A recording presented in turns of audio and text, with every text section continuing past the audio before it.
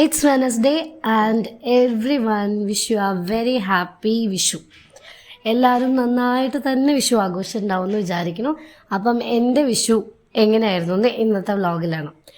രാവിലെ എന്നത്തെയും പോലെ വളരെ നേരത്തെ എണീറ്റ് കണി കണ്ട് കൈനീട്ടമൊക്കെ നന്നായിട്ട് വാങ്ങി കുറച്ച് പടക്കങ്ങളൊക്കെ പൊട്ടിച്ച് പിന്നെ സ്കൂളിലേക്ക് റെഡിയായി. കാരണം സ്കൂളിലേക്കും കൈനീട്ടം വാങ്ങാൻ പോകണമായിരുന്നു.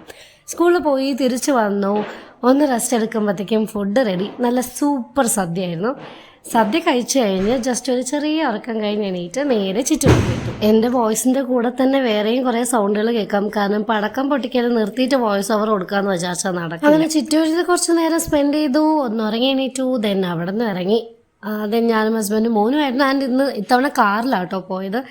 അപ്പം അവിടെ നിന്ന് നേരെ അണിക്കോട് പോയി. മോന് ചെരുപ്പൊക്കെ മേടിക്കണമായിരുന്നു. അത് മേടിച്ചു. ഒരു ചെരുപ്പ് മേടിക്കാനായിട്ട് കടയിലെ പകുതി ചെരുപ്പും എല്ലാം കൂടെ എടുത്ത് നിലത്തിട്ടിട്ടുണ്ട്. എനിക്കിതിഷ്ടമേ അല്ല. അവിടെ നിന്ന് വീണ്ടും നേരെ പുറപ്പെട്ടു. തത്തമംഗലം ഗോകുലം ബേക്സിൽ പോയി. അവിടെ നിന്ന് കുറച്ച് സ്നാക്സും ചായയൊക്കെ കഴിച്ചു. ആക്ച്വലി ഷവർമ്മ കഴിക്കാനായിരുന്നു ഉദ്ദേശം. പക്ഷെ ഭാഗ്യത്തിന് നല്ല തിരക്കായതുകൊണ്ട് ഷവർമ്മയൊന്നും മേടിച്ച് തന്നില്ല.